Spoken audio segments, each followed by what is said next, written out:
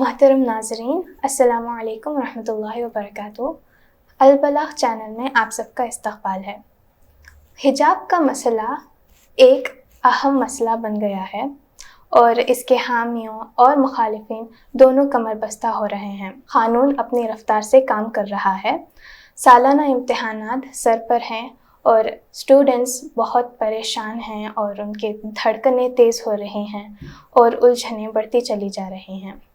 इस मामले की जो ताज़ा सूरत हाल है, आज हम इसका जायज़ा लेंगे। गुफ्तगू के लिए हमारे साथ मौजूद आफरीन फ़ातिमा, जो जवाहरलाल नेहरू यूनिवर्सिटी की तालिबा रह चुकी हैं और काउंसलर भी रह चुकी हैं। ये फ्रेटर्निटी मूवमेंट की सेक्रेटरी भी हैं और उन्होंने CAA के प्रोटेस्ट में अहम रोल अदा किया है। वो कर्नाटका के सूरत हाल का जायज़ा लेने के लिए मुख्तलिफ़ शहरों का दौरा भी कर रही हैं। आपका अल-बलाग चैनल में खैर मक़दम है। बहुत शुक्रिया। पहला सवाल मैं आपसे ये करना चाहूँगी, आपने कर्नाटका के मुख्तलिफ़ शहरों का जो दौरा किया, उसमें मुख्तलिफ़ स्टूडेंट्स को भी मुलाक़ातें की, तो उनके जज्बात आपको क्या नज़र आया? हमने 6 से ज़्यादा डिस्ट्रिक्ट का दौरा किया और लड़कियों से मुलाकात की जिनको स्कूल्स में अब जाने नहीं दिया जा रहा है, सिर्फ़ इस वजह से क्योंकि अब वो हिजाब पहनती हैं और जो इंटरिम ऑर्डर आया है कर्नाटका हाई कोर्ट की तरफ से, उसको कॉलेज एडमिनिस्ट्रेशंस मिस इंटरप्रेट कर उन पर अप्लाई कर रहे हैं। जो लड़कियां हैं, इनके जहन में इनको एक कश्मकश में ज़बरदस्ती डाला जा रहा है कि अब वो चूज़ करें कि वो अपनी पढ़ाई को हासिल करना चाहती हैं या अपने हिजाब को पहनना चाहती हैं। अगर वो हिजाब पहनकर क्लास में आएंगी तो उनको क्लास में अंदर नहीं आने दिया जाएगा, और अगर वो पढ़ाई हासिल करना चाहती हैं तो वो अपने हिजाब को छोड़ कर आएँ। लड़कियों का एक क्लियर स्टैंड तो ये है कि वो ना अपनी पढ़ाई से कॉम्प्रोमाइज़ करना चाहती हैं और ना ही अपने हिजाब से, अपनी आइडेंटिटी से कॉम्प्रोमाइज़ करना चाहती हैं। मगर क्योंकि एग्ज़ाम्स आने वाले हैं, कुछ के प्रैक्टिकल्स मिस भी हो चुके हैं, तो एक सेंस ऑफ इनसिक्योरिटी है, एंजाइटी है इन लोग के जहन में। जहनी परेशानी में ये लोग इस वक्त फंसे हुए हैं। हाई कोर्ट के ऑर्डर का बेसब्री से इंतज़ार भी कर रहे हैं, लेकिन कहीं ना कहीं एक डर भी है कि कहीं फैसला हमारे हक में नहीं आया तो क्या होगा, साल खराब होगा। तो ये सारी चीज़ों में ये छोटी लड़कियां, 18-19 साल की लड़कियां, टीनेजर्स हैं सब, इनको इस कश्मकश में ज़बरदस्ती डाला जा रहा है सिर्फ और सिर्फ एक प्रोपेगेंडा, एक स्पेसिफिक आइडियोलॉजी को आगे बढ़ाने के लिए, एक सुप्रीमेसी को क्रिएट करने के लिए, मुसलमानों को सेग्रीगेट करने के लिए। क्या ये मामला वाकई हिजाब का है या फिर चंद लड़के और लड़कियों ने अचानक से जो सैफरॉन शॉल्स पहनना शुरू कर दिए थे वहाँ का था? मैं जब पहला इंसिडेंट हुआ था PU कॉलेज उडुपी में, तब से फॉलो कर रही हूँ और अब खुद भी फिजिकली मैंने आकर विजिट करा यहाँ पे, तो समझ में यही आ रहा है कि कॉलेज एडमिनिस्ट्रेशंस को ABVP के जो मेंबर्स थे उन्होंने प्रेशराइज करा कि आप इन लड़कियों को अलाउ मत कीजिए, जो डिमांड कर रही थी कि हमको हिजाब पहन के क्लास में आने दीजिए। और ABVP के मेंबर्स के प्रेशर में आकर कॉलेज एडमिनिस्ट्रेशन ने एक नया स्टैंड लिया। इससे पहले लड़कियों को अलाउ किया है उस कॉलेज ने हिजाब पहनकर आने के लिए एकदम से, लेकिन उन्होंने मना कर दिया कि नहीं, हम इस बार नहीं अलाउ करेंगे आपको, सिर्फ और सिर्फ इस वजह से क्योंकि जो ये राइट विंग ABVP है, जो कि स्टूडेंट विंग है RSS की, उनके दबाव में आकर। और फिर हमने ये भी देखा कि किस तरह से इस पूरे मामले को पॉलिटिसाइज करना की कोशिश की गई। ये मामला एक बेसिक राइट का इशू था, एक पर्टिकुलर कम्युनिटी के लोग हैं जिनका एक पर्टिकुलर बिलीफ है, जो अपनी बिलीफ को फॉलो करना चाहते हैं, जो कि कॉन्स्टिट्यूशन ऑफ इंडिया अलाउ करता है, इजाज़त देता है उस चीज़ के लिए। फिर भी कॉलेज एडमिनिस्ट्रेशंस ने दबाव में आकर ये राइट डिनाई किया। और ये इशू था ह्यूमन, ना सिर्फ कॉन्स्टिट्यूशनल राइट का बल्कि ह्यूमन राइट का। हर इंसान को इख्तियार है कि वो अपने धर्म को फॉलो करे, अपने मजहब को फॉलो करे, और उस इख्तियार को छीना गया इन लड़कियों से। और फिर जिस तरह से सैफरन शॉल्स पहनकर हुड़दंगी की गई कर्नाटका के कॉलेजेस के बाहर, कॉलेजेस के अंदर, जिस तरह से आगे चलकर 30-30, 40-40 लड़के एक लड़की को आकर डरा रहे हैं, धमकाने की कोशिश कर रहे हैं, इंटिमिडेट कर रहे हैं, तो ये क्लियरली दिखा रहा है कि बहुत ही स्ट्रेटेजिक तरीके से इस पूरे मामले को पॉलिटिसाइज किया गया है और इस मामले को जान के इस तरह दिखाया जा रहा है जैसे कि हिजाब बनाम सैफरन शॉल बनाया जा रहा है, जबकि सबको पता है हिजाब यहाँ पे एक ऑप्रेस्ड का सिंबल है और जो सैफरन शॉल है वो ऑपरेशन के लिए इस्तेमाल किया जा रहा है, वो जुल्म करने के लिए इस्तेमाल किया जा रहा है। तो मामला पूरा जो है वो इस बात का है कि क्या मेजॉरिटी कम्युनिटी को ये इख्तियार है कि वो माइनॉरिटी कम्युनिटी पे तशद्दुद कर सकती है, और क्या मेजॉरिटी कम्युनिटी को ये इख्तियार है, क्या इस मुल्क में मेजॉरिटी कम्युनिटी को ये इख्तियार है कि वो डिमांड कर सकते हैं कि हमारे क्लास में लड़कियां हिजाब पहन के नहीं बैठ सकती हैं। अब ये इशू तो मुख्तलिफ़ जगहों पर मुख्तलिफ़ मकामात पे फैल चुका है और इसके बाहर मुल्कों में भी चर्चे हो रहे हैं। आप इस मामले को किस नज़र से देखते हैं? जिस तरह से इस वक्त इस मुल्क के हालात हैं, उस रोशनी में इस मामले को भी देखना बहुत ज़रूरी है। ये हमारी कमी होगी और हमारी गलती होगी अगर हम इस मामले को एक लोकल इशू या एक आइसोलेटेड इंसिडेंट की तरह देखें कि नहीं ये सिर्फ उडुपी का मामला है या सिर्फ कर्नाटका का मामला है। ये सिर्फ इस मुल्क भर का, इस मुल्क के बाहर भी मामला है। हम देख रहे हैं जिस तरह से इस्लामोफोबिया ग्लोबल लेवल पे फैला हुआ है, और ख़ासकर हिंदुस्तान में जिस तरह से इस्लामोफोबिया और एंटी मुस्लिम हेट्रेड को इन्वोक किया जाता है मुसलमानों के ऊपर जुल्म करने के लिए, उनको और दबा देने के लिए। ये मामला उस पूरे हिंदुत्व आइडियोलॉजी, हिंदुत्व इकोसिस्टम से जुड़ा हुआ है। ये बहुत ज़रूरी है कि हम भी समझें कि एक सरकार है जो सीधे से नफरत करती है मुसलमानों से, जो कि वोट ही मांगती है कि हम मुसलमानों को सबक सिखाएंगे, हम उनको उनकी जगह बताएंगे कि इस मुल्क में उनकी जगह दूसरे दर्जे की शहरियत की शहरी की हैसियत की है। तो इस पूरे मामले को उस लेंस से देखना ज़रूरी है और इस पूरे मामले को समझना ज़रूरी है कि आज हम ये समझे कि ये सिर्फ एक लोकल इशू है और यहाँ पे सिर्फ 6 लड़कियाँ 5 लड़कियाँ या फिर अब आगे बढ़ के जितनी भी लड़कियों का, ये सिर्फ एक कर्नाटका का इशू है और ये बाकी जगह फैल रहा है तो ये यहाँ पे जो हो रहा है उसकी वजह से हो रहा है। तो ऐसा नहीं है। हम सबको पता है कि बीजेपी ने बार बार यूनिफॉर्म सिविल कोड लाने की बात करी है। हम सबको पता है कि बीजेपी ने कई दफ़ा, हमारे बीजेपी और उसके जो एलाइड ऑर्गेनाइजेशंस है, संघ परिवार की जो ऑर्गेनाइजेशंस हैं, इन्होंने कई दफ़ा मुसलमानों की जो रिलीजियस आइडेंटिटी है उससे छेड़खानी करने की, उसको दबाने की, उसको ख़त्म कर देने की कोशिश की है। इस मुल्क के कई हाई कोर्ट्स में इस वक्त पेटिशंस डली हुई हैं अजान को बैन कर देने के लिए। मस्जिदों पे अटैक होते रहते हैं, मस्जिदें ढाई जाती हैं। यूपी में अभी बाबरी का हम लोगों ने देखा क्या हाल हुआ, और अभी काशी और मथुरा बाकी की बात करते हैं ये लोग। फिर हम देख रहे हैं किस तरह गुरुग्राम में नमाज पढ़ने में पे रोक लगाई जाती है। वहाँ पर हिंदू कम्युनिटी के लोग आकर जय श्री राम के नारे लगा रहे होते हैं जिस वक्त की मुसलमान नमाज पढ़ रहे होते हैं। तो ये सारी चीज़ें कनेक्टेड हैं। हम ये भी देख रहे हैं किस तरह मुस्लिम लड़कियों को आइसोलेट कर उनको अटैक किया जा रहा है। तो यहाँ पे सिर्फ ये एक पूरा जो इस इशू को अगर सिर्फ हम हिजाब इशू समझेंगे तो ये प्रॉब्लम होगा। ये एक मुस्लिम कम्युनिटी का इशू है। इस पूरे इशू को इस्तेमाल करा जा रहा है हमको पब्लिक स्पेस से भगा देने के लिए, हमको दूर कर देने के लिए कि पब्लिक एजुकेशन इंस्टीट्यूशंस में हिजाबी पहन लड़कियां नहीं हो सकती हैं। कल फिर बोलेंगे कि आप प्राइवेट इंस्टीट्यूशंस में या आप कॉलेज में नहीं पहन सकते, आप यूनिवर्सिटी में नहीं पहन सकते, फिर बोलेंगे सरकारी दफ्तरों में नहीं पहन सकते, फिर बोलेंगे सरकारी बसों में नहीं पहन सकते, फिर आप बोलेंगे सड़कों पे नहीं पहन सकते। तो मतलब कि आप बेसिकली मुसलमान लड़कियों को, मुसलमान औरतों को, उनके हिजाब को, उनकी जो आइडेंटिटी है उसको किनारे करना चाहते हैं। आप नहीं चाहते कि जो एक मेजॉरिटेरियन आइडेंटिटी है इस कंट्री की उसमें हिजाब दिखाई दे पाए। आपकी नज़र में इस मसले का नुकसान किसका है और फ़ायदा किसका है?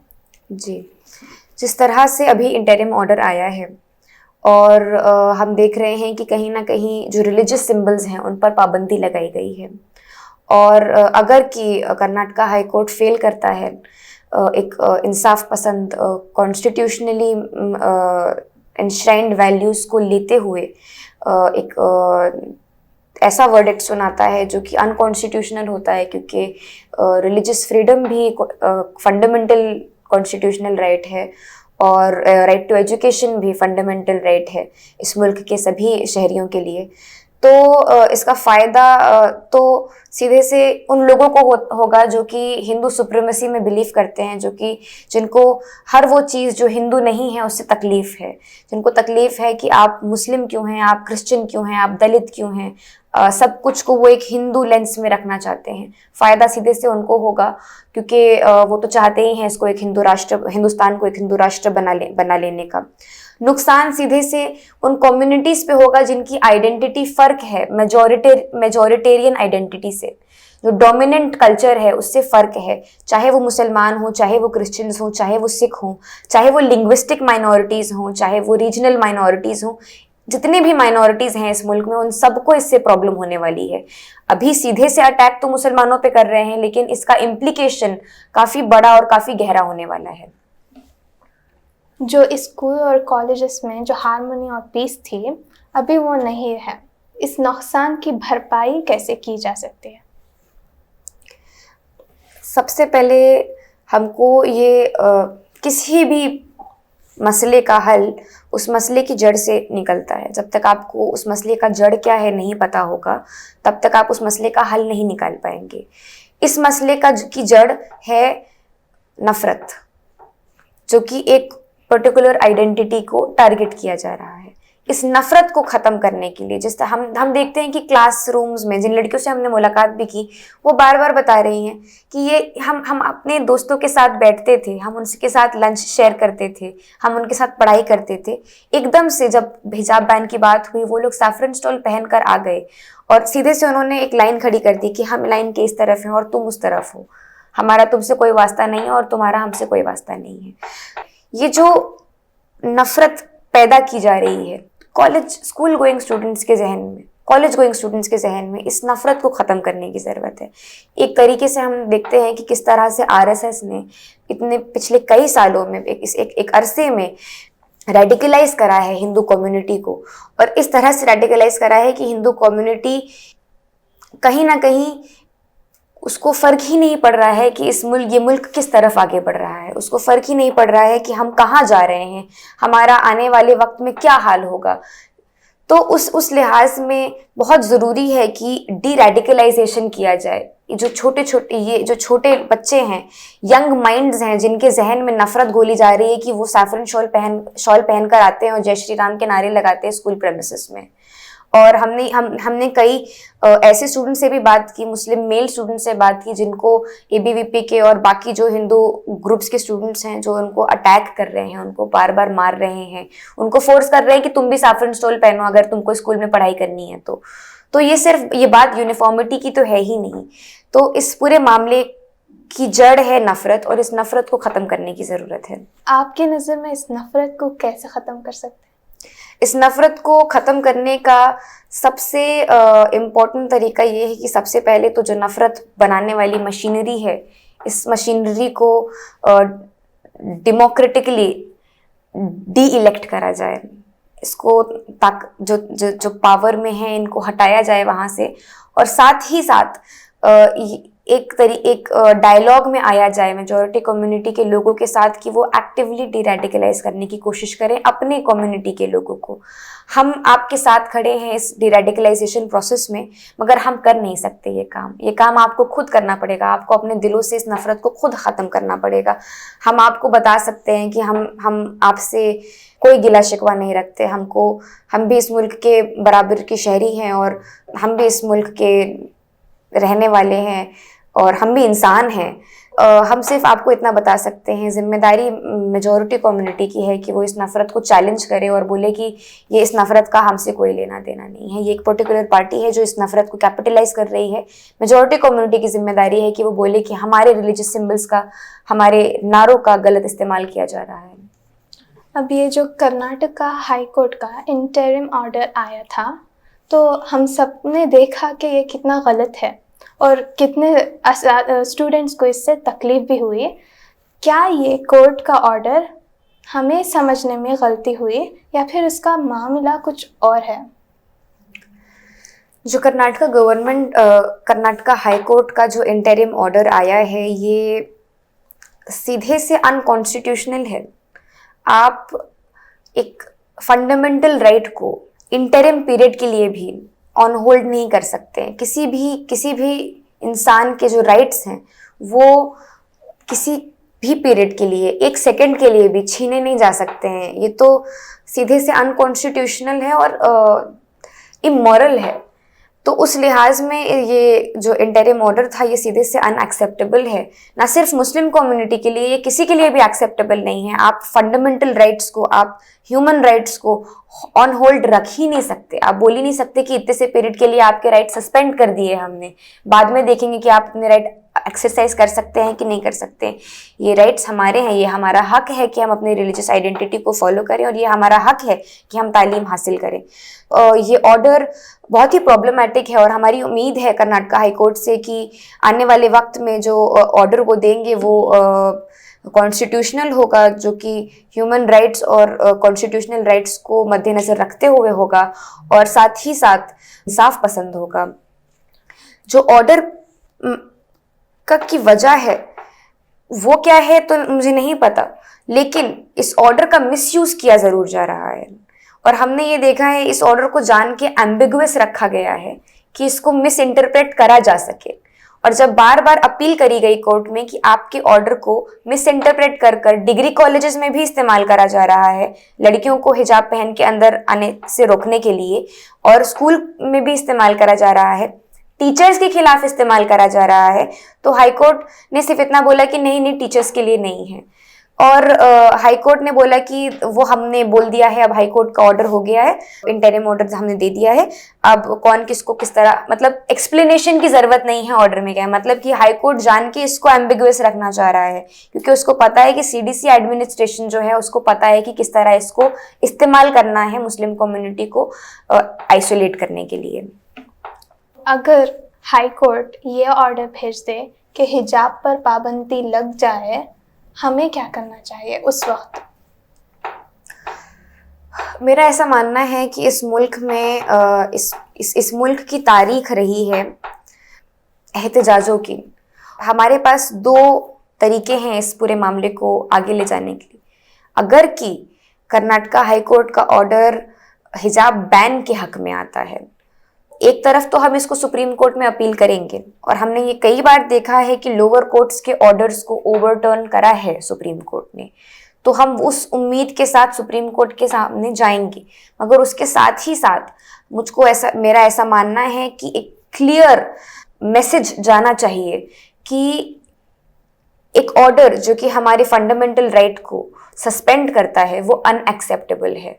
उसके लिए हमको कई तरीके से फ्रंट्स क्रिएट करने की ज़रूरत है। हमको एहतजाजों में, हमको मीडिया में, हमको इंटरनेशनली, हमको हर तरीके से इस पूरे मामले को आगे लेकर आके दिखाना है और कोर्ट को भी ये बताना है कि इस मुल्क में जो माइनॉरिटी है उसके साथ आप इस तरह से ज्यादतियां नहीं कर सकते हैं।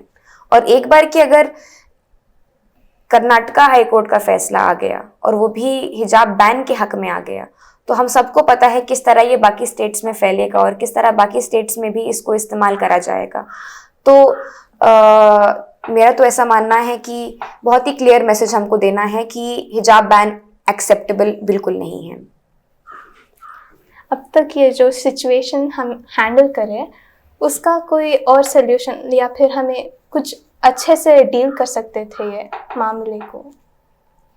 देखिए, मुझे ऐसे लगता है कि जिस तरह से जहाँ पर मुस्लिम कम्युनिटी को लाकर खड़ा करा गया है वहाँ पर बहुत ही कम ऑप्शंस हैं हमारे पास कि हम अपने मामलात को किस तरह डील कर सकते हैं। और मुझे लगता है जिस तरह से इस कर्नाटका की लड़कियों ने इस पूरी लड़ाई को लड़ा है, ये काबिले तारीफ़ है कि उन्होंने इतनी मजबूती के साथ, हरासमेंट पे हरासमेंट उनकी हो रही है, ह्यूमिलिएशन हो रही है, उनके नंबर लीक किए जा रहे हैं, उसके बावजूद उन्होंने डट कर इस लड़ाई को लड़ने का फैसला किया है, तो वो काबिले तारीफ़ है। और उसमें आगे पीछे क्या हो सकता था, क्या नहीं हो सकता था कि डिबेट में मैं जाना नहीं चाहती, लेकिन मेरा ऐसा मानना है कि जिस तरह से ये लड़ाई लड़ी जा रही है ये खुद में एक बहुत बड़ी कामयाबी है हमारी, क्योंकि मैं इलाहाबाद की रहने वाली हूँ। इलाहाबाद में कुछ डिग्री कॉलेजेस हैं जहाँ पे लड़कियों को बोला जाता है कि आप हिजाब उतार कर आइए। लड़कियाँ डर के कि हमारी अटेंडेंस कम कर दी जाएगी या हमको मार्क्स कम दिए जाएंगे इंटरनल एग्जाम में, वो अपने हिजाब उतार देती हैं। जब उन्होंने इन लड़कियों को देखा कि ये लड़ रही हैं तो उन्होंने बोला कि अब हम भी अपना हिजाब नहीं उतारेंगे। मेरी कई सीनियर्स हैं जो अपना हिजाब उतार देती थी जब उनको टीचर्स बोलती थी तो, और ऐसा कोई रूल नहीं था, वो बस टीचर्स, कुछ इंडिविजुअल टीचर्स बोल देती थी कि नहीं मेरे क्लास में नहीं बैठ सकती। कुछ क्लास में वो करके बैठती थी, कुछ क्लास में उनको बोलता था कि उतार दो, और वो उतार देती थी डर के मारे। तो अब वो हमको बताती हैं कि उस वक्त हमको नहीं उतारना चाहिए था, हमको भी लड़ना चाहिए था। सबसे बड़ी बात यह है कि आप कब तक अपने राइट्स के लिए नेगोशिएट करेंगे, आप कब तक अपने राइट्स के लिए कॉम्प्रोमाइज़ करेंगे कि चलिए इस तरह से बात मान लीजिए या उस तरह से बात मान लीजिए। ये हमारा हक है, हमको किसी से भीख नहीं मिली है, ये हक, ये हमारा हक है, तो हम इसके लिए लड़ेंगे। और आज हमारे अखबार में ये खबर आई कि ये हिजाब मामला 2023 के इलेक्शंस में भी एक इशू बन सकता है, तो आपकी नज़र में क्या ये हो सकता है? देखिए, ये बात तो किसी से छुपी नहीं हुई है कि बीजेपी बहुत ही माहिर है ऐसे इश्यूज़ को उठाने में और ऐसे इश्यूज़ को पॉलिटिसाइज कर कर इलेक्टोरल फ़ायदे के लिए इस्तेमाल करने के लिए। मगर मेरा ऐसा मानना है कि भले ही बीजेपी इन इश्यूज़ पे कैपिटलाइज करती है और एक इमोशन इन्वोक करती है हिंदू कम्युनिटी का कि देखो हम मुसलमानों को सबक सिखा रहे हैं तो तुम हमको वोट दो, और हिंदू खतरे में है वाले नैरेटिव्स लेकर आती है, लेकिन उसके साथ ही साथ जिस तरह से हम ने इस मुल्क की तारीख देखी है, इस मुल्क की तारीख इस बात की गवाह है कि इलेक्शंस हो या ना हो, मुसलमानों पे जुल्म और तशद्दुद होते रहते हैं। इलेक्शंस आने वाले हों नहीं आने वाले हों, हम अपनी लड़ाई को या अपने हक की लड़ाई को, अपनी हुकूक को तहफ़्फ़ुज़ फराहम करने की लड़ाई को इलेक्शंस के लिए ऑन होल्ड नहीं रख सकते कि चलो ये इलेक्शन हो जाएगा तो फिर हम फिर लड़ेंगे। अब क्या, अभी यूपी में इलेक्शन हो रहा है, पंजाब में इलेक्शन हो रहा है, फिर 23 में किसी और स्टेट में इलेक्शन होगा, फिर 24 में मुल्क का इलेक्शन होगा। इतने बड़े मुल्क में हर साल इलेक्शन हो रहे हैं। मुस्लिम जो इश्यूज़ हैं वो सिर्फ इलेक्शन इश्यूज़ नहीं है, इलेक्टोरल इश्यूज़ नहीं है, ये इश्यूज़ सोसाइटल हैं। ये प्रॉब्लम्स सोसाइटी में जो एक नफ़रत पैदा करी गई है, जो पनप रही है, जिसकी खेती की गई है और जिसका फसल अब बीजेपी काट रही है, इसकी वजह से ये सारे इश्यूज आते हैं सामने। आपका बहुत बहुत शुक्रिया। नाजरीन, जैसा हमने देखा कि ये इशू अब सिर्फ मुसलमानों का है, लेकिन ये इशू आगे बढ़कर पूरे दूसरे कम्युनिटीज़ का भी होगा। सिवाय हिंदू के बाहर के सारे कम्युनिटीज़ भी नुकसान उठाएंगे। तो आज के लिए सिर्फ इतना, अगली बार मिलते हैं किसी और नए मेहमान के साथ।